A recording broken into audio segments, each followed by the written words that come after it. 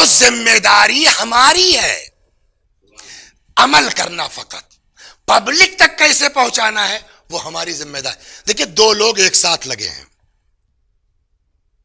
ایک اللہ ہے، وہ کہتا ہے جو بھی کرو ولا یشرک بعبادت ربہ احدا، اس کی عبادت میں کسی کو شریک نہ کرو، ہماری خاطر کرو۔ ایک طرف خدا کا، اور اس کا رزلٹ یہ کہ ہم اڑائیں گے، ہم لوگوں کو بتائیں گے۔ دوسری طرف شیطان لگا ہے، ہمیں کچھ بیان کرو، ہمیں کچھ کہو۔ اب اس جنگ میں ہم کو طے کرنا ہے کہ شیطان کی بات مان کے ہم خود اپنی نیکیوں کو مشہور کرنا شروع کریں، یا اللہ کی بات مان کر کے اس کو اللہ کے اوپر چھوڑ دیں۔ اور جب اللہ کسی کو شہرت دیتا ہے نا، سنا ہے آپ کو مرحوم شیخ عباس قمی رضوان اللہ علیہ، دو چیزیں ان کی ہیں، سن لیجئے آپ۔ تو آدمی کو قوت، یا ہمارے ہاں اردو میں آئی ہے مفاتیح الجنان۔ آپ گجرات میں چلے جائیے، آپ کو گجراتی مل جائے گی، آپ لندن چلے جائیے، وہاں کی مسجدوں میں آپ کو انگریزی مل جائیے، آپ عراق چلے جائیے آپ کو وہاں عربی مل جائے گی، آپ ایران چلے جائیے وہیں سے تو چھپی ہے آپ کو فارسی مل جائے گی۔ ہمارے یہاں دیکھیے صاحب گھر گھر میں آپ کو اردو ترجمے کے ساتھ مل جائے گی۔ تو کیا مفاتیح سے پہلے دعا کی کتاب نہیں چھپی؟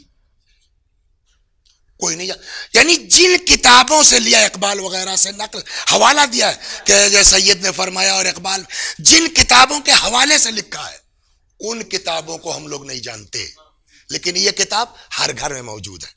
وجہ کیا ہے؟ وجہ وہی اخلاص ہے۔ تم ہمارے لیے کرو، شہرت دینا میرا کام ہے، وہ تمہاری ڈیوٹی نہیں ہے، وہ تمہاری ذمہ داری۔ ان کے دو قصے میں سناتا ہوں۔ اسی مشہد میں ایک سال رمضان میں چلے گئے، بڑا اصرار لوگوں کا ہوا کہ نماز پڑھائیے۔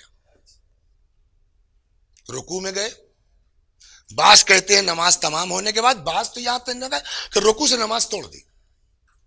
واللہ عالم کیا صحیح ہے، لیکن یہ طے ہے کہ اس نماز کے بعد ان کا بھیا آپ لوگ اپنی اپنی نماز پڑھیے، میں نہیں پڑھاؤں گا۔ چلے گئے گھر، بہت اصرار، جو کیا بات ہے کیا بات ہے، کیوں کون سی بات بری لگ گئی؟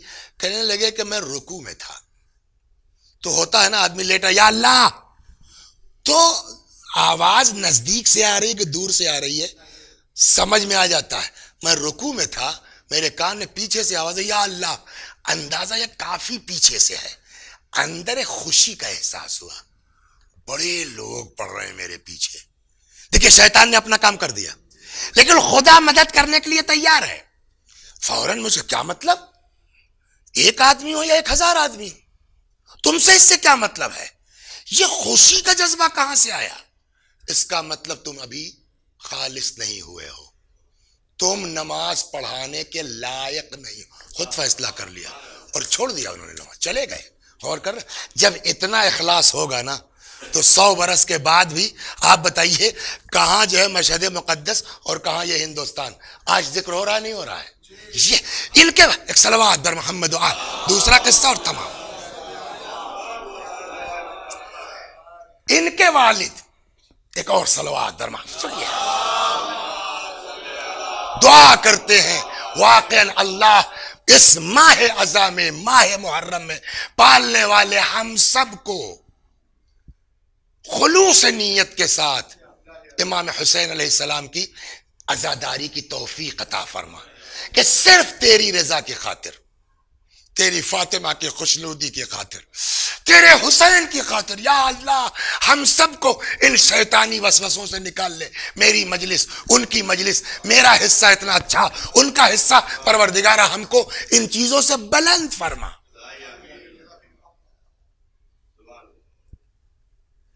ان کے جو مکان ہے تھا، محلے کی جو مسجد تھی، تو ان کے والد صاحب بھی اس مسجد میں نماز میں آتے تھے۔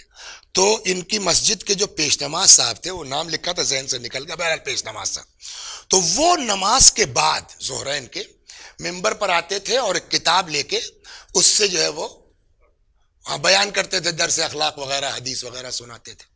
اچھا مجلس کا حال یہ ہے، ابھی جیسا کہا نا شاعری کا بھی یہ ہے کہ وہی کلام ہے، بڑے فلو کے ساتھ پڑھ رہے ہیں، وہی مجلس ہے، اور وہی ہے کہ کچھ جگہ کا اثر ہو جاتا ہے کہ آدمی کی زبان اٹکنے لگتی ہے، تو کبھی کبھی یہ بھی ہوتا ہے۔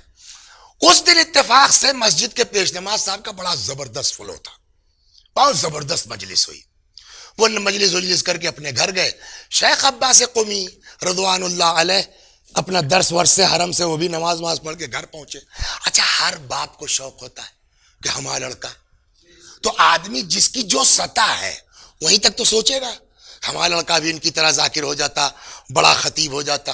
آج ان کو اپنے پیش نماز کی مجلس بہت اچھی لگی تھی.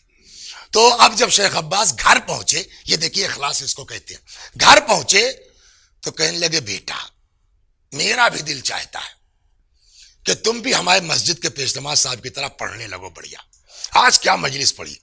شیخ فرماتے ہیں کہ میرے یہاں تک آیا کہ میں بتاؤں، ان کی پہلی کتاب جوانی کی ہے منازل الاخرہ شیخ عباس کی، اسی کتاب سے ہی پیش نماز صاحب پڑھتے تھے.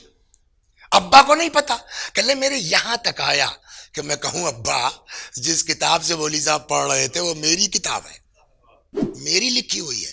کہنے لگے لیکن یہاں تک آیا میں نے اپنے آپ کو روک لیا کہ جب خدا کے لیے کیا ہے تو باپ کو بھی بتا کے کیا کریں گے، ہے نا. یہ ہے ولا یشرک بعبادت ربہ احدا. خالی لا الہ الا اللہ کہنا ہنر نہیں ہے، عبادت الہی میں کسی کو شریک مت کر، خالص اللہ کے لیے ہوگا، اور جب خالص اللہ کے لیے ہوگا تو وہ خدا مشہور کرے گا. کم من ثناء جمیل لست اہلا لہ نشر. صلوات بر محمد